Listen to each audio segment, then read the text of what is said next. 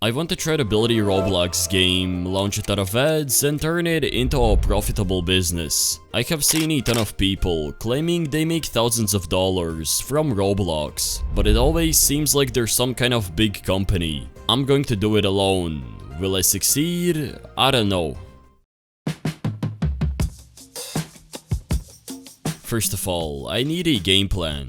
I have put one together, and it's pretty straightforward. The more players I'm going to get, the more profit I will earn. Yeah, that's all. If my game doesn't gain any players, I will end up losing a bunch of money. Anyways, I need a game, and I got an idea. You see, the front page is filled with Grow a Garden games. I'm going to use that as an opportunity, since I have made games like these before. The thing is, I need to make the game as fast as possible, otherwise I could miss this trend. I got ChatGPT to generate me a fresh idea. Yo, wait, ignore that. Anyways, I hopped on Studio and started building. This time I will be smart and create a color palette. I have never done this before, but it seems to be working. Just look at this plot. I'm going to add something that most of these Grow a Garden games don't have. It's the ability to expand your plot. I'm going to make it work using a proximity prompt. They're easy to set up and work on all kind of devices. Alright, this plot system should work. I got my own plot and I want to expand it. Let me interact with this sign and looks like my plot disappeared.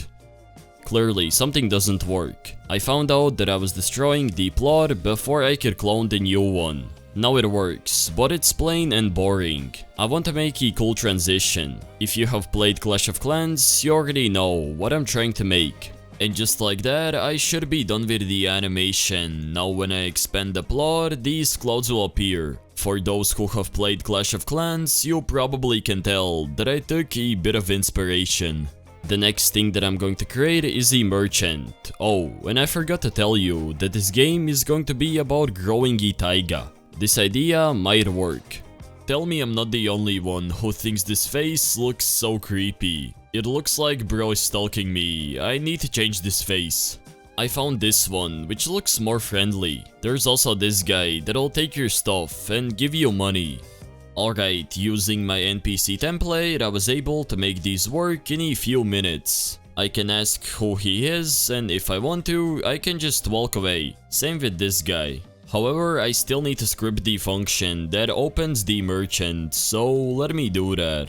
You can get this template for yourself, along with other systems. This is my website, where you can get high quality assets and pre-made game templates. For example, this Obby kid. It generates stages for you. It could go viral, who knows. As always, it's linked in the video's description.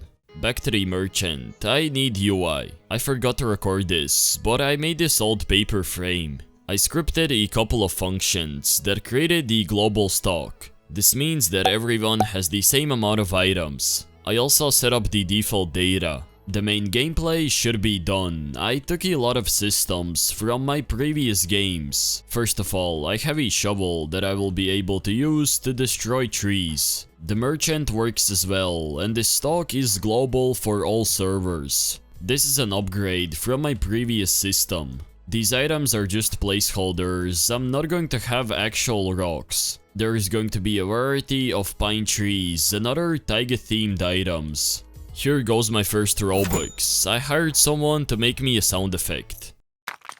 I'm taking assets from this game, which I own as well. It has some players, but it won't get me out of the hood, so all hopes on this game. I created 3 buttons for easy access to the merchant, seller, and your plot. Okay, so I'm done with these 3 buttons and I can easily teleport to all my desired locations. I was thinking of adding this cloud transition, but then I realized that eventually it would become annoying. Sometimes the simple things work out way better. This is a prime example of Grow a Garden. It was made in 3 days, but has millions of players. The next feature that I added is the friend boost. Per friend, it'll give you 10% more coins. Alright, it's time to make the first growable. This trunk should do the trick. Then I made a berry bush that'll grow these little berries. Here you can see how it grows in action.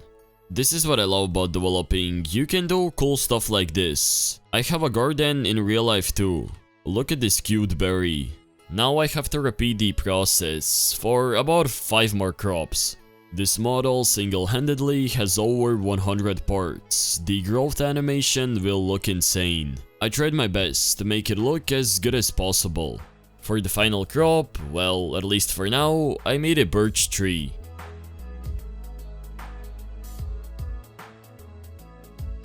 Each one of these crops has a config that holds its growth time, rarity, and etc.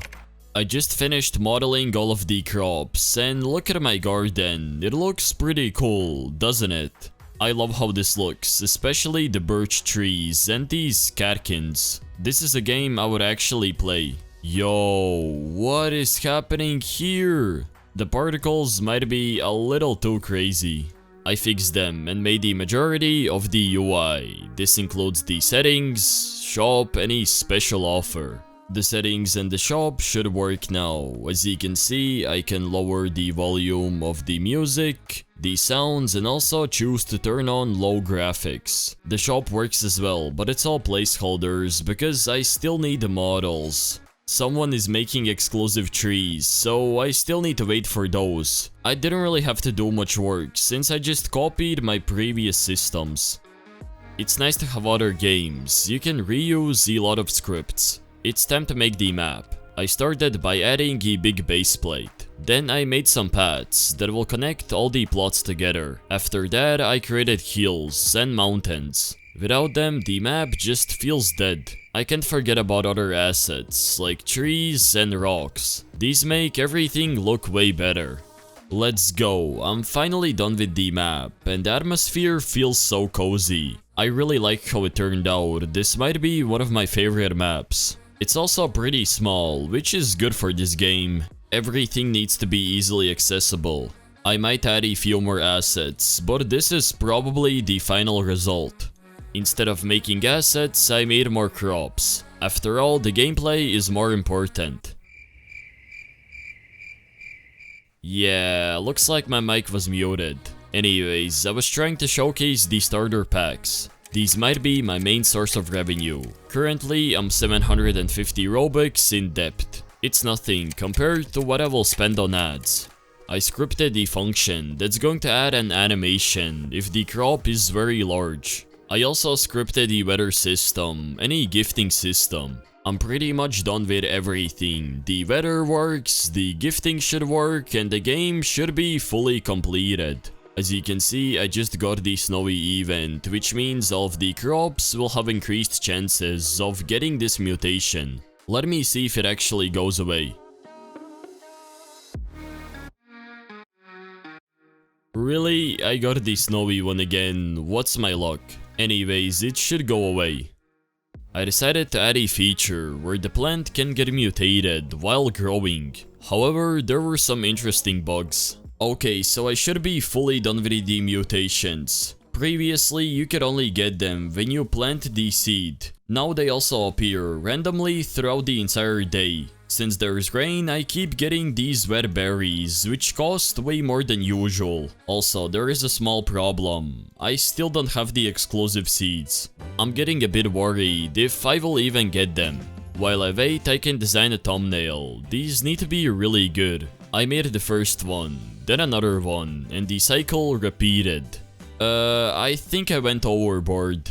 I made like 7 versions, and now I can't choose which ones I'm going to use. They all are pretty similar, but this one arrow could highly increase the click-through rate. You need to run a lot of tests and find out which ones work the best. For this thumbnail, I'm going to use reverse psychology. Normally, blueberries don't grow into oak trees, but this is perfect since it makes the player question this. There's good news and bad news. The bad news are that the guy who was supposed to make the models quit. However, the good news is that I can save some money and make them by my own.